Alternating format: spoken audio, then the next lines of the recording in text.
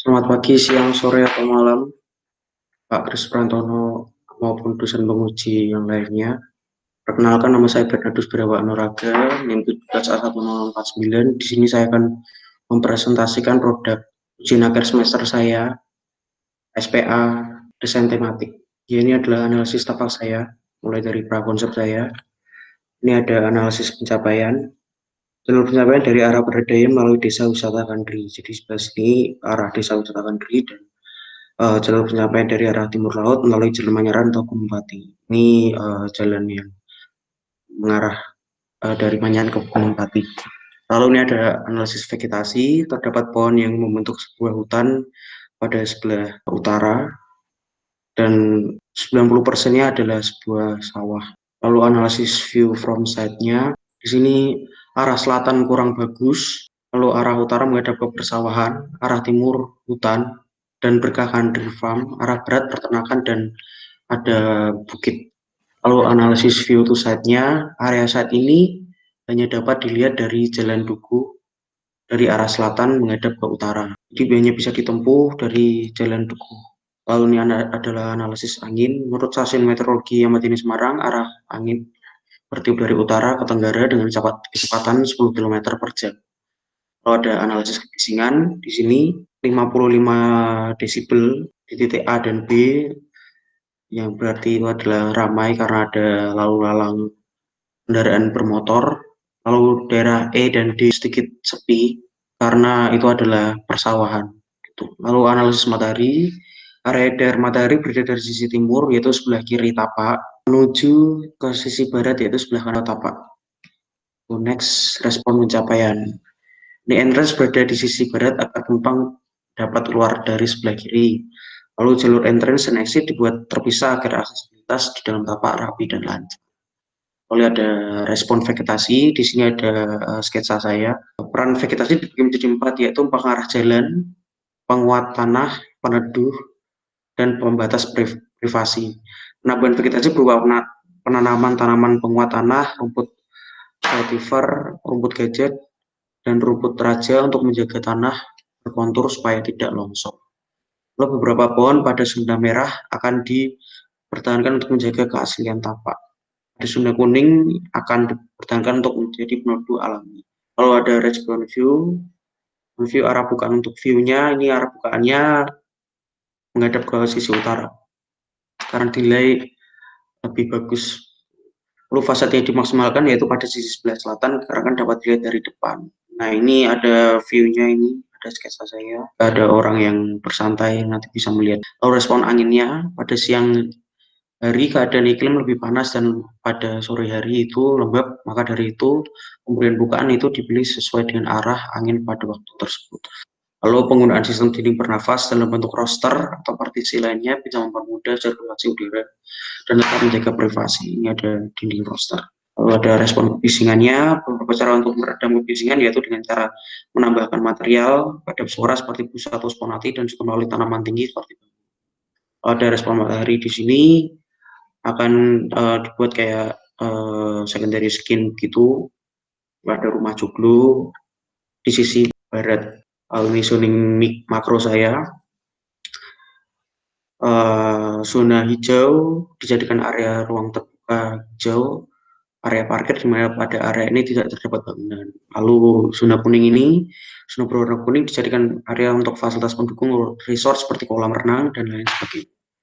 Lalu zona orange dijadikan area resort karena dibutuhkan view yang bagus serta private. Ini ada gambar resortnya. Lalu zona berwarna biru dijadikan area lobby, restoran, kantor pengelola. Zoning mikro, ini zoning mikro saya. Bisa dilihat nih hijau, zoning hijau sebelah mana, ada di tengah, kanan, kiri, dan bagian utara, bagian selatan apa maaf. Lalu yang kuning ini ada di bagian utara, bagian biru ada di bagian selatan, dan orange ada di bagian timur. Next, ini ada konsep masa saya. Ini adalah beban masa awal. Ini ada terdapat resortnya. Lalu ini adalah situasi saya. Jadi bisa dilihat dari gambar cat situasi ini, pintu masuk yaitu dari sebelah kiri tapak, lalu menuju ke zoning drop off, dan lalu bisa parkir di depannya gitu. Nah, di sini bisa dilihat juga ada bangunan cottage standar dan cottage suite. Cottage suite yang areanya di dekat kolam renang besar, dan cottage standarnya ada di pinggir-pinggir. Lalu yang bagian G ini adalah kantor pengelola dan bangunan utama cat lainnya. Dilihat juga. Nah, ini adalah foto drone dari atas desain saya. Ini diambil dari sisi utara menghadap sisi selatan. Jadi lihat penempatan resort-resortnya, dan ada ruang terbuka hijau di tengah yaitu kolam renang. Ini juga menggambarkan situasi kolam renang jika ada pengunjung. Lalu ini dina bangunan lantai satu. Lantai satu ini terdapat lobi utama resepsionis, lalu ada restoran dan kafe. Lalu di sini ada ruangan untuk kolam renang.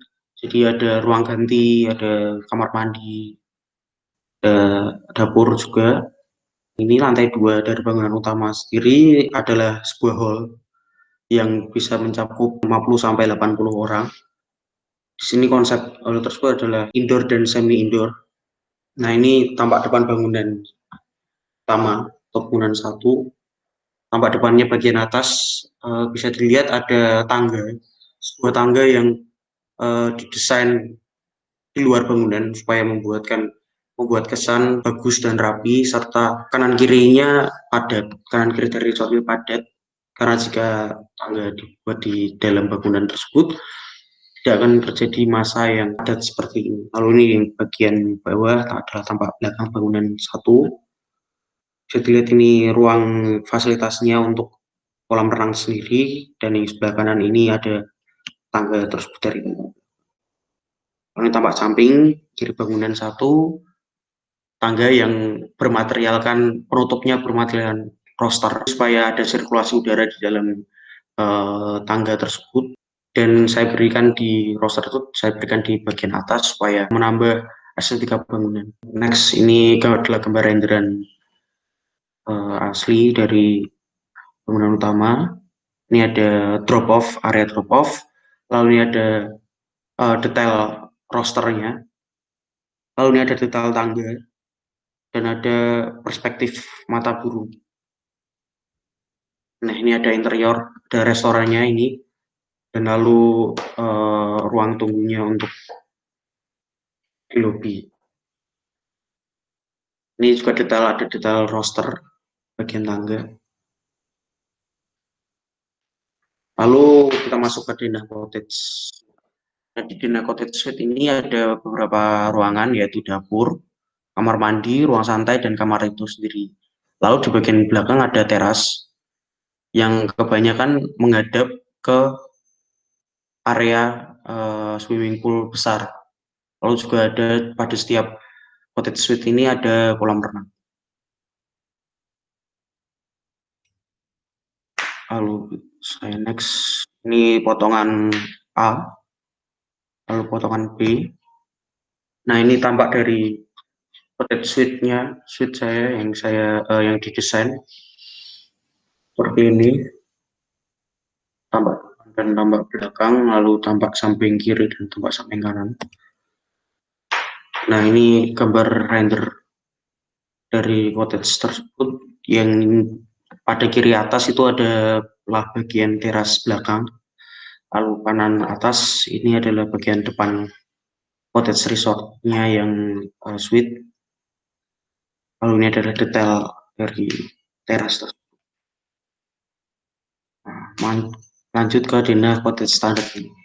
Dina Cottage Standard ini lebih simpel karena hanya ada kamar tidur dan kamar mandi, namun tetap ada teras dan kolam renang. Lalu ini potongan BB Cottage Standard dan potongan AA-nya. Ini tampak depan cottage standar, lalu tampak belakang cottage standarnya. samping kiri dan sampai kanan. Nah, ini gambar renderannya dari cottage standar. Yang bagian depan ini memang sengaja saya beri roster supaya pada bangunan yang menghadap ke barat maupun timur supaya matahari bisa terhalang masuk ke bagian depannya gitu. Lalu ini ada renderan teras dan kolam renangnya. Nah, ini tampak drone menghadap ke sisi selatan dari bangunan resort Gunung Pati Local Resort yang saya desain. Bisa dilihat penataannya, jadi pola penataan untuk resort-resortnya itu ada di bagian sisi sebelah barat dan sisi sebelah timur. Karena untuk memaksimalkan view dari bangunan utama menuju ke utara. Jadi jika orang memandang dari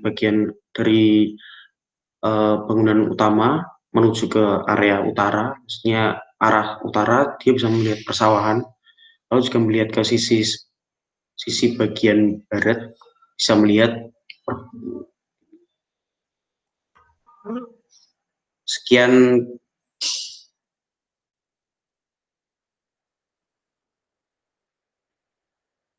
sekian dari saya, presentasi saya. Mohon maaf jika ada salah kata. Terima kasih.